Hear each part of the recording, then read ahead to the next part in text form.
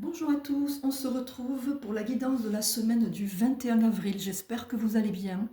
Donc j'ai demandé au guide quelle était la tendance, en fait, qu'est-ce qui ressortait en énergie en ce moment.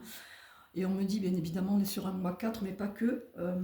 Comme on va passer sur un mois de transformation, de changement pour le mois de mai, qui sera un mois 5, c'est important de continuer à renforcer sa structure, ses fondations, se sentir solide et en sécurité à l'intérieur de soi, ne plus appréhender les imprévus le plus possible, libérer ses peurs le plus possible. Il y aura toujours des peurs bien sûr, mais les atténuer.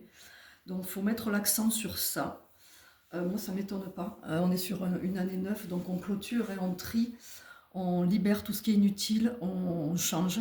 Il y a des changements radicaux à mettre en place qui ne sont pas forcément difficiles, mais qui ils demandent des efforts si on n'a pas travaillé ça avant. Voilà. Donc on a encore la sensation de travailler dans le détail, en profondeur. On a une pleine lune là, le week-end dernier, qui a été très puissante en balance, qui nous demande d'harmoniser, de mettre de la justice là où il y a de l'injustice, mais surtout avec soi-même. Donc j'ai choisi du coup pour ces changements futurs, cette structure, tout ça, l'oracle des Médéors et l'oracle du Phénix de Cilia Perico. Et on va voir.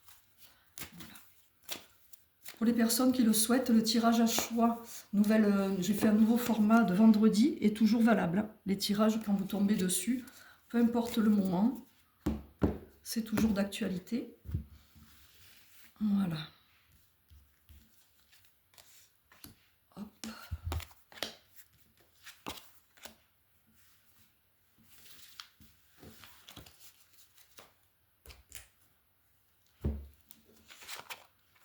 Alors, on va préparer le prochain, et puis on va en prendre deux, et on va regarder tout ça. Qu'est-ce que les cartes ont à nous dire sur ces énergies de fin avril? Alors, on a la notion d'âme sœur. On nous parle de nos potentialités. De toute façon, pour aller vers le changement, plus on structure, plus on consolide, et plus les potentialités, elles ressortent, elles s'ouvrent, et de la distance. Elles sortent souvent, celle-là aussi.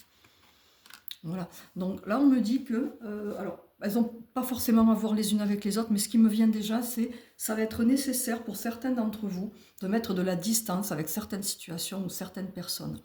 En effet, si on veut se consolider, parfois pour renforcer sa structure, ça nous demande d'être seul avec soi-même. Et c'est vraiment ce qu'on nous conseille de plus en plus, de se reconnecter à soi, d'être doux avec soi, aimant, pour après attirer cette fréquence-là, vous voyez, et être plus dans la solidarité. Parce que si vous avez confiance en vous, que vous vous aimez, vous allez avoir plus confiance en l'autre, parce que vous saurez que vous pouvez mettre de la distance s'il y a besoin. On nous demande d'être un peu plus, comment ça s'appelle, dans le discernement, voilà. Travailler notre discernement pour ne plus avoir cette peur de l'autre, cette peur du rejet ou cette peur de l'autre qui ne va pas s'engager, ou toutes ces craintes qu'on peut avoir dans le relationnel. Il y a des retrouvailles d'âmes, des personnes qui peuvent se retrouver, aussi bien au niveau du couple, qu'il peut y avoir des créations de couples nouveaux, mais également en amitié, des familles de cœur, en fait des familles d'âmes, tout simplement. Donc ça, c'est tout le temps, mais apparemment pour cette année, on me dit que ça va être beaucoup, parce que ces personnes-là se retrouvent pour clôturer des choses ou pour mettre en place des choses, c'était prévu, et pour vous faire évoluer les uns les autres, ou pour nous faire évoluer les uns les autres. Donc c'est pour ça que renforcer sa structure, accepter qu'il peut y avoir de la distance dans certaines situations, c'est pas grave, ça va revenir, pas pour ça que c'est définitif ou qu'on va se retrouver tout seul. Ça, c'est pour apprendre à sortir de certaines souffrances qui ne servent plus à rien. Mais vous avez vos potentialités qui vont augmenter. Vous allez être beaucoup plus centré, ancré. Et donc votre imagination, vos idées, votre intuition va se multiplier parce qu'elle est déjà là. Ça va juste s'ouvrir un peu plus. Donc c'est que du bénéfique. Donc pour cette semaine prochaine, on vous demande de mettre l'accent sur, de penser à ce futur changement, à tous ces changements qu'il faudra mettre en place vraiment au mois de mai. Et ça passe par, je réalise mes potentialités, je les ressens, elles sont là, je les capte, je les nomme, on me dit. Et on me dit aussi que ça demande de travailler, pour la plupart d'entre nous, parce que moi je suis concernée aussi, le syndrome de l'imposteur, où on a des choses qui sont là pour nous, et on se dit non mais pas moi, quoi, je ne peux pas faire ça. Si vous pouvez, et c'est pas forcément nécessaire de vous former pour ça, donc ouvrez les portes, testez, expérimentez, faites, et de toute façon, si ça ne fonctionne pas, ça n'est pas un échec, c'est que c'est pas pour vous, ou c'est pas le moment, mais au moins vous aurez essayé. Au niveau de l'oracle des Médéors, on a la libération d'un blocage et l'événement proche. Donc là, ça ne va pas parler à tout le monde, ça ne va pas être le cas pour tout le monde. Il y a des personnes pour qui il y a des événements qui vont être on me dit qu'ils vont être libérés, qu'ils vont être ou dissous, tout simplement. Des événements qui vont avoir lieu, mais pour vous montrer des choses, pour pointer du doigt quelque chose qui n'a plus lieu d'être. Alors ça peut être un événement en lien avec de la distance, ça peut être des événements en lien avec des ouvertures de potentialité, mais ça peut être aussi des libérations de blocages. Ça veut dire que ces blocages, ils ont été mis en lumière, vous voyez, ils ont été nommés. Donc si ce n'est pas le cas, on me dit de vous dire de les mettre en lumière, c'est-à-dire de commencer à regarder quels sont les blocages ou schémas qui se répètent, quels sont les domaines ou les parties de vous qui ont toujours du mal ou qui ont toujours des peurs, mais pour lesquelles ça vous cause des difficultés, des souffrances, ou carrément ça vous bloque dans votre vie. Parce qu'il y a certains blocages qui ne sont pas gênants. Donc là, on me dit vraiment quels sont ceux qui sont gênants au point de bloquer vos potentialités, vous voyez, et qui peuvent également bloquer des événements qui vont avoir lieu. Alors cette carte, elle est pour tout le monde. Il y a forcément un événement qui vous tient à cœur, que ce soit dans la fin avril, dans le mois de mai, dans le mois de juin, quelque chose qui va changer, peu importe le domaine, donc vous n'êtes pas obligé de vous y connecter ou de chercher absolument, vous verrez. Quoi qu'il en soit, ce qu'on me dit pour cette fin de semaine, qui est valable, mais pour toute l'année, les années à venir, ça va être vraiment important et nécessaire d'ouvrir tout ce qui est authentique en nous, mais toute notre part de génie. Vous voyez, je vous en avais parlé dans une des guidances précédentes, il y a quelques semaines, qu'on a une partie du cerveau qui est un génie. Et cette partie-là, on l'a tous activée là régulièrement. Demandez à cette partie de vous envoyer les idées, l'imagination, de débloquer les choses. Il n'y aura pas toujours besoin de faire appel à un ami ou à quelqu'un. Et dans le cas contraire, vous pouvez vous faire accompagner. Je rappelle que je propose des libérations du karmique, du transgénérationnel, c'est-à-dire tout ce qu'on porte des vies antérieures et de nos ancêtres et qui nous bloque dans la vie, parce qu'à un moment donné, de toute façon, ça sera bloquant.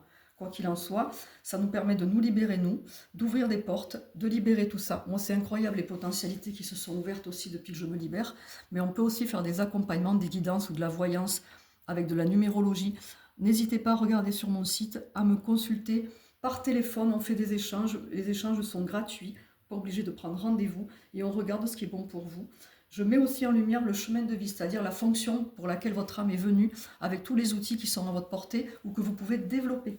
Il y a des personnes qui sont toujours très étonnées de ce qu'on voit et qui après se révèlent juste parce qu'elles mettent les choses en place et elles me disent « j'aurais jamais imaginé faire ça ».